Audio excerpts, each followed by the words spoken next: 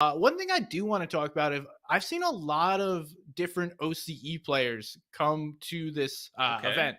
So we know there's a DreamHack in Melbourne later on, but there is a I believe, Worthy, Jace, Muzz, who's kind of now an NA OCE player. He's Yeah. become both. We'll take him in NA. Muzz, good kid.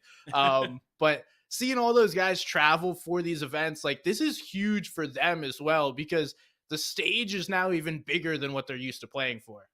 Well, again, remember we're competing not only for the prize pool here today or here throughout this weekend. It is the opportunity to go on to a major land with $2 million in prizing on the line. One of the biggest of the year, outside of course, the global championship. So to see these players making the commitment to the game, traveling for the opportunity to compete is incredible. Now, of course, there is going to be a Fortnite event there at that DreamHack Melbourne, but it doesn't have qualification spots like this one here. So that's why you see these players competing over here. But I believe there's some more spots open in Dallas as well as in DreamHack Summer. So if you didn't get an opportunity to be here for DreamHack San Diego, don't worry. There are more opportunities for you guys to qualify on. And honestly, we've been talking about what they're qualifying for a lot. If you need more information, gamers8.gg has all the information on the festival going on. And so make sure to get over there and check it all out because it is going to be an incredible festival of gaming. And obviously, somebody's gunning myself. We had the opportunity to go last year and experience it. And it truly is something you want to compete for. Yeah, it was awesome. Getting to like see all the competitors. They're all in the zone. Something you want to on game for. day. Some players are so loose. Other ones are like, don't talk to me. I'm focused. I got one thing on my mind. And some players are so loose. Other ones, it's like really cool to see such a variety on my mind. In these young people that are amazing at this video game that you and I both love. Fortnite has brought people from around the world to San Diego, getting ready to play. And Fortnite, there's one thing that stands out, right? We have the swords, we have the new mythic having pump shotguns, we have pulse rifles. There's a lot of like mid-game pieces as well that kind of change the way Fortnite has happened. So for this new season, with a lot of changes going on, what's one that stands out to you the most, or what's something that you're looking forward to seeing in this tournament? Well, we have to think for a second. Obviously, you and I, we're very used to watching the standard BR. We're used to seeing the builds and we're seeing how that goes. But this is a very different game to play with zero builds. Obviously, not providing as much protection for you. No on-demand protection. You have to be a little bit more careful. And one of those things you have to be careful of is, of course, that mythic pulse rifle. That bad boy is a laser. And unfortunately, if you can't protect yourself, you're going to go down pretty quickly. But another EU team that we didn't get a chance to talk about, but they're first up on our viewing experience is, of course, SETI and Cammy, the FNCS Invitational winners, here competing for an opportunity to go back to Gamers 8, where after day one, they looked like they were going to win it all. Yeah, these two have been playing incredibly consistent no matter what game mode, no matter where you put them. They seem to just understand Fortnite at a whole nother level, and it's amazing to watch because regularly they do something where you watch their games and it's like, wait, what? I didn't know that was even... Who does that? And that's exactly what happened, but now we're tuning over. This is Okus and Crackley going center map here at Anvil, taking out some of our first eliminations of the game. This is another duo. Okus showed up pretty big at the event in Gamers 8 the first time, and I would expect him to do the same today. Interesting. Going into this weekend, I think at one point it was Pilkey and Crackley were playing together, but now it doesn't look like it. So this could be a bit of a switch up that we weren't anticipating going into the day. Not necessarily cross region like you were hoping for, but a switch up nonetheless. I have seen that Acorn and Savage are playing together. Ooh. We'll have to see. Hopefully we get to watch their games. So in case you guys are wondering how this whole viewing experience is going to work out, there's several games that go on at a single time. So we're going to rotate through, kind of show you guys a little bit of everything as we go through these heats and jump in as we see D-Roller and Pen. This is another strong zero build duo, but give me your quick thoughts on an Acorn Savage combo. Acorn Savage, Probably the best teammate Savage has had in a while. And that's not shade to anybody else. Acorn is genuinely super, super talented. Obviously, we saw it last FNCS, and so seeing them compete together is a huge sign. But honestly, I want to talk about Impen and D-Roller for a second. I was talking to some of the elite boys behind the scenes, and they're guaranteeing an elite top 3 placement at the end of this weekend. So Impen might be the one to do it. Hey, Impen is one of the best zero build players in North America. Dude just runs through the collegiate lobbies, putting himself up there with the likes of Jade, who constantly was winning those back when he was in college, and now Impen has taken that crown over from him. But, you know, we also have some big name people getting to pop around. Here's another EU duo of Mappy and Fanajan, already racking up 4 elims, so we can see what their game plan is early on. Yeah, and it's a good game plan. Hey, get as many heals as you can, play this out safely, and rotate around. This is the nice thing about zero build, mind you. In the standard BR, we don't have the vehicles to travel with. Here in zero build, though, that's a different story. So I'm curious to see how these players are going to use this Chapter 4 meta alongside having vehicles, which they don't typically have. And this is a perfect example of it. Noah plays rocking the shield bubble on top of a motorcycle. Just using that to get on out. Looks like Seti and Cammy were able to pick up one of those elims, so able to scoot on out of there, hopefully play for the card. And we can see the vehicles are going to be a big piece of this. Typically, you need that rotation. You need some kind of protection as you go ahead and rotate through the maps. And at the moment, the vehicle offers the best one. The kinetic blade is good to rotate around, but it's not really going to protect you. So using cars, trucks, whatever it may be to get around the map is going to be the play. So this is Notch and Source over at their own drop spot, searching for some other players. Yeah, on the hunt. Notch not realizing, I don't believe, that there was a knocked player over there, which they still may not. Oh, now they do. And a nice pickup here for them. Look at that. The legendary Red Eye, and of course, the Chug Cannon. This thing is not readily accessible here in these lobbies. So to be able to have that in the inventory amongst Source and Notch is a very, very good sign to start it off. Definitely is, and we see them playing the south side of the map. This is one of those new spots that I've seen play really well, and looks like Fanajan and Mappy have taken no time getting after it once again and chasing down these players. We have a good old-fashioned car chase early on, and Mappy's trying to hit the shots, but looks like the driving isn't best here by Fanajan. It's not giving him a great opportunity, but the shots will continue to go through. And Danny made a big mistake there as he goes down, and now he got some EU and NA pinching going on right here. Oh, but no, Fanajan gets another one. And it's onto Pars. Listen, these guys are no joke. Pars and Baka both understand what it means to compete at the highest level, and that's why Mappy's going to go down as Baka left as a solo player going up against Fanajan. But will he have enough to make this last? Fanajan versus Baka here. Baka gets the big shots and is able to clean that one up. There you go. That's 2 more, and that's a little warning. Hey, don't W key us. We're going to be able to send it right back and put you in the lobby. So solid start from them, and there is a knock in the distance if they're able to take advantage of it, but I'm not sure neither Baka nor Pars have any idea that's nearby. I'm just going to say it. NA West, well, it's not a region anymore, on top, baby. Baka and Pars showing out in big fashion here, taking out one of those EU duos. Now switching over, though, Hellfire and Refsguard, a very, very different tale. Quinn, of course, another NA West native going head-to-head with an EU team, and unfortunately, going to be a different story as they go down early to Refsguard and Hellfire. And I'm going to walk you through, in case you're not really a zero builds player, and you may be wondering, all right, what is the loadout? What are these guys trying to put in their inventory? It's typically only 1 heal. So you're going to use something like splashes, a shield keg, the legendary slurp juice, which has been introduced. You want at least 1 movement item. So right now that's the kinetic blade. And then the shield bubbles are protection. And then from there, it's kind of pick of what you like better. Do you want to use the Maven? Do you want to use the combat? Do you want to use an SMG shotgun combo, or do you want to use the Red Eye? And it looks like Red Eye is what most of these players are using And that just worked really well for Seti and Cammy there. My goodness. Look, they're typically not the most aggressive duo, but when they have their sights set on you, they take it. And sure enough, here in Zero Build today, they're already walking around boasting 5 eliminations, and we're only in zone 2 of 12. And we see they're gonna keep searching here too. It ain't done.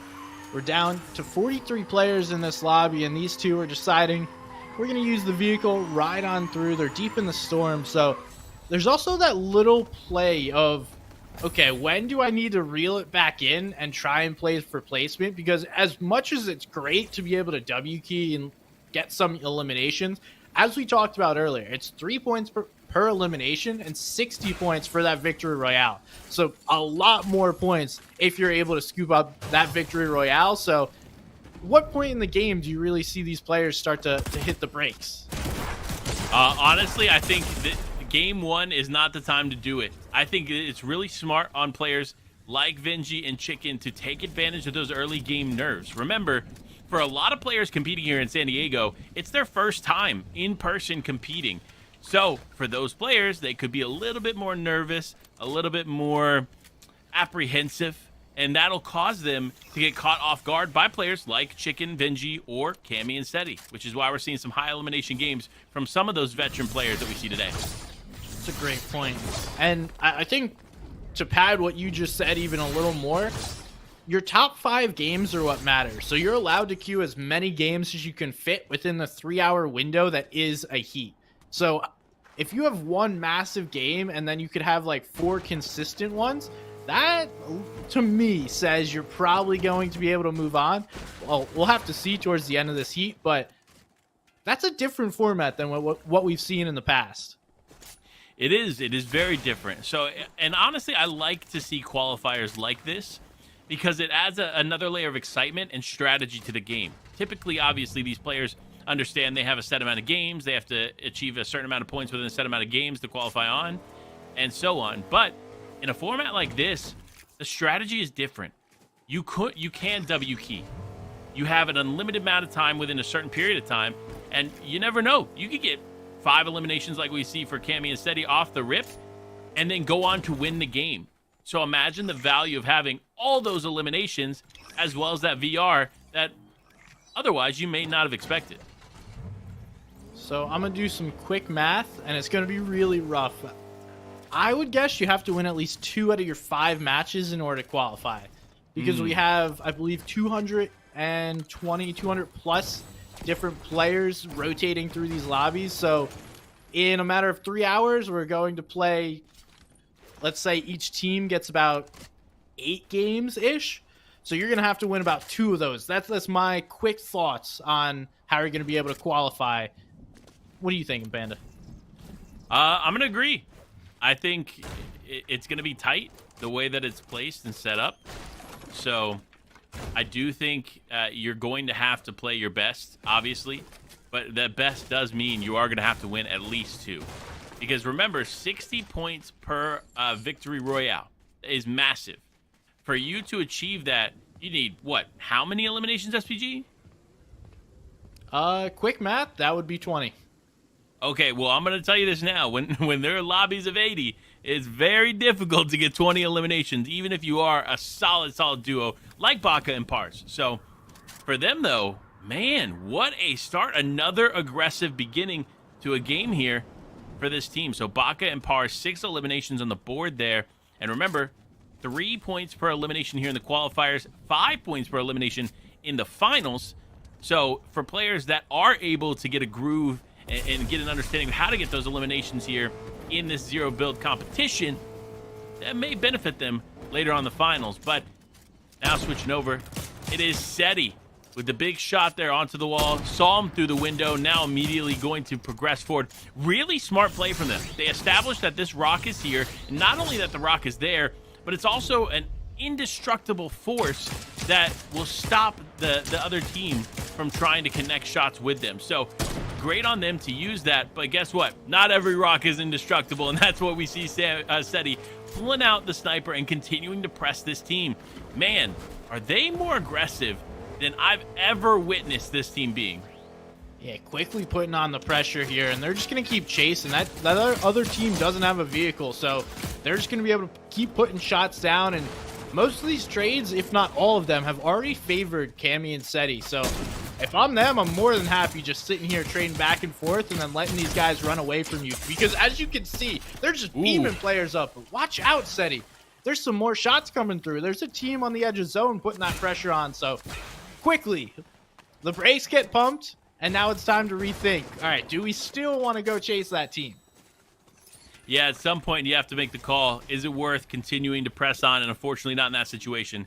It is not. So for them, now they just have to reevaluate, get what they can resource-wise, and continue moving, especially considering how far they are outside the zone. But an OG to the scene, it's Clips here, playing with Saborshin? Interesting name. 3 points for that. Yeah, I'll get interesting. That's how I would say it. So I mean, Sab, we're gonna call him Sab here for today's competition. Going head to head with Clips along his side. Honestly, Clips has been another one of those players that we've seen from the OG days return back to the game here since Zero Build's launch and just dominate and do big things. So I'm interested to see how they're going to play in this competition, as they are definitely very well versed in understanding Zero Build. Now, Refsguard and Hellfire, same thing. We saw them had a pretty solid start here to today's games. They had some nice eliminations off the rip, but we did see Hellfire go down a little early. But fortunately for Refsguard, he's still in it and was able to get him back in the game. Yeah, Ref's putting the team on his back for that moment, getting Hellfire back in it. You love to see it. And then we got Sods and Yeet Fan down below.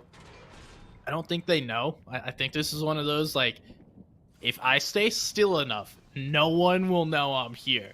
And hey, that works as long as zone continues to pull here. So we'll see how this plays out. Is everyone's going to start to get forced into these situations where you either have to run and fight one team or run and fight another. The zone's closing to a point where you don't really have an option to just avoid total conflict. Yeah, I mean, look, you're sitting here watching the way that the map is spread out. The zone pulls now away from Refsguard and Hellfire, and while they have a really nice spot to kind of oversee what's happening around them, they're unfortunately going to have to give it up pretty soon. But for Vortex and Volks, an OCE player here, they are not only giving up their spot there where they had a bit of an advantage in this fight, they're immediately diving in on NPen and D-Roller. This is a big fight here right on the edge of zone. Both teams waiting for the other to make a move. NPen almost dives in, going around, trying to use the shield bubble, but they're going to run out of time. A move needs to be made soon. Who can play the shield bubble the best? Volks goes down. That's the big shot. That's what the pump shotgun will do for you. And those Havoc pumps get them the refresh that they need. Let me tell you what. D-Roller is one of the best aimers in all of Fortnite. Period. End of story. So if he's got a mythic shotgun in hand, you're going down. There's no in between. So you cannot take that fight as close as they did, or otherwise D-Roller's going to win it, and that's what we saw there in that engagement. But they're still in it, but they still need to move, and they got to move quite a bit. Fortunately for the Kinetic Blade, they're going to be able to move at a pretty brisk pace. However, does not look like there's any teams on the side where they're rotating. That could be a good sign for them, but it also could be bad. That could mean that there's a lot of exposed area that no one would potentially want, and that could cause them to get caught off guard. Yeah, 6 elims by those two would tell me that they have cleared out that side of the map. And we see, looks like Hellfire and Refsguard have now traded. One of them gets to pick the other one up. So at the end of the day, you know, you can't really be like, dude, I carried. No, this is all, it's all teamwork now. Now we see they're going to try and figure out, okay, what are we taking? Let's move on. We'll grab our stuff and let's get back into zone, because it's going to start to do more damage. Zone 6 is when it starts to tick for a little more, but Wox and Robab getting a little engagement here themselves. Interestingly enough, picking up Ocus, this is another duo. If I'm not, I definitely know for sure from EU. So Robab playing for Team Ait, showing up in big fashion here to start the day. But Interestingly enough, I didn't know they were going to be competing in this competition. See, this is what's so exciting about these. You get a general sense of who's going to be here, but until these qualifying heats start, you really don't know. Yeah, and we just get to enjoy all the different matchups that just happened. Just like we had an EU and OCE battle take place right there. Jace and Anon able to take down. Looks like that was Restguard. Maybe Hellfire was able to escape that. Not sure yet. We'll find out here shortly. But these two playing the edge of zone and now going to be able to get themselves in a truck. And man, I mean, Panda, if we've seen anything, this is probably the best vehicle that you can get while playing zero builds. For sure. Best health. It protects you more than any other vehicle does. I mean, all in all, this is the way to go. Now, honestly, if I'm Jace here, I'm telling Anon, slow down a bit. Let me throw one of these shields down because we cannot afford to lose this truck at this point in the game. Fortunately, though, that other team has decided to disengage and no longer focus them. But if those shots continue to rain in, this truck, which once was such a great thing for them to have, would immediately be out. They're just sitting here. They're like, all right, hey, no one's shooting at us. Like, this seems to be like one of those good spots.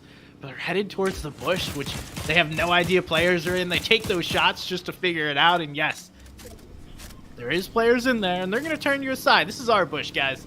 But no, the shield bubble play comes through. Hey guys, you don't have a bush anymore. Now it's time to drop your own shield bubble and figure out what your next play is.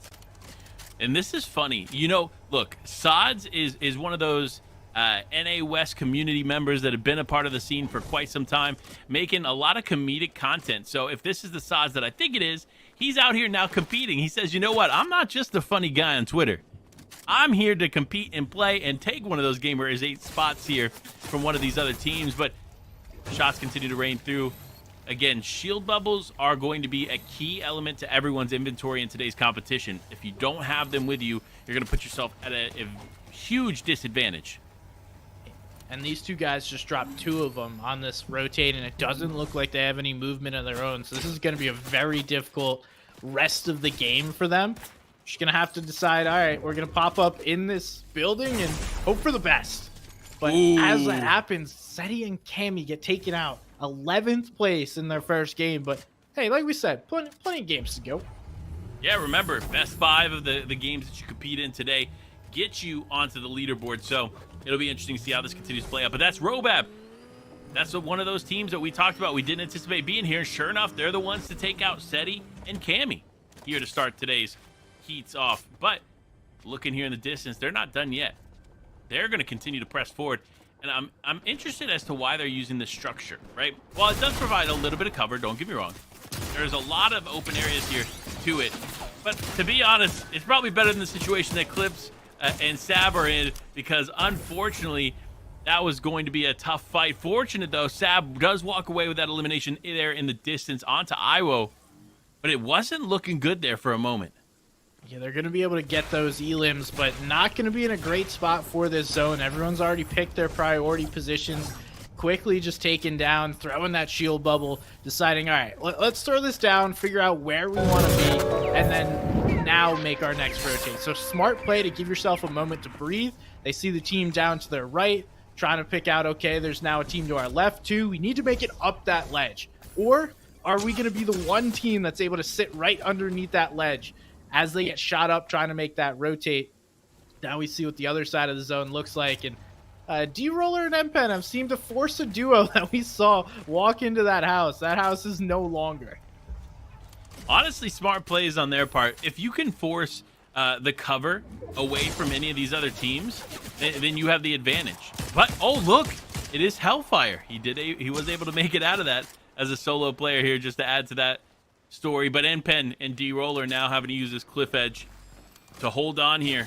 But they're in the midst of FNCS royalty in Baka and Pars, so it's going to be a tough fight for them to take, as Hellfire trying to escape Sab and Clips. And fortunately, because of the kinetic blade, he should be able to slip away.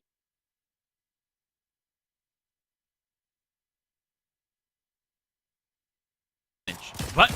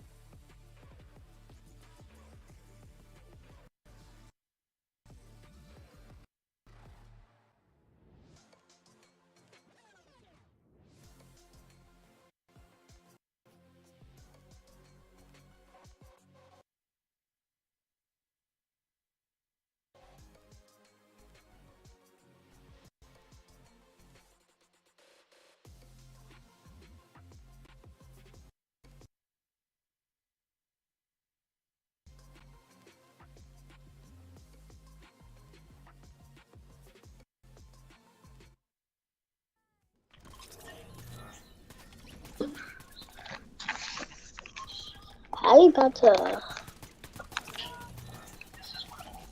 What is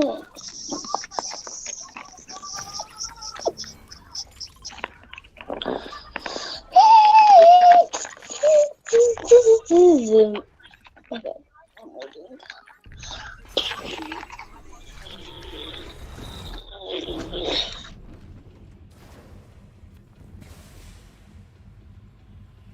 Hi. Hello.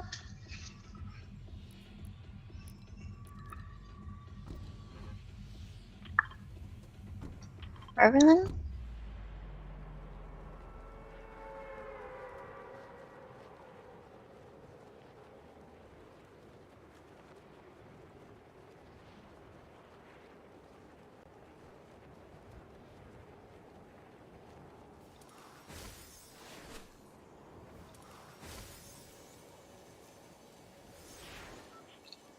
I'm gonna land in the middle because I'm not sure what we're going for right now.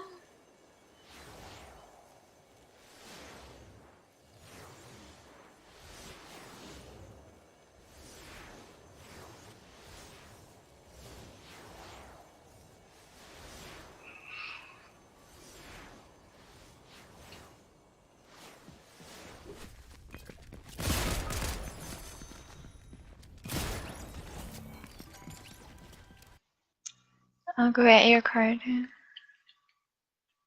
Oh, never mind. Okay.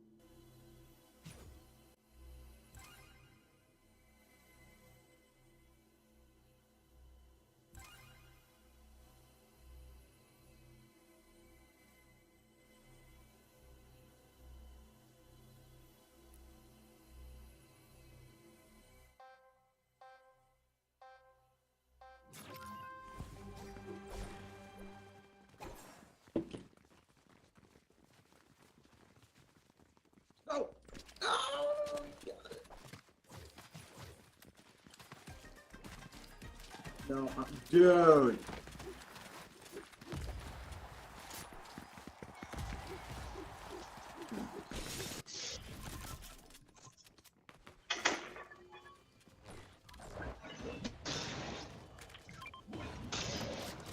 I'll take it.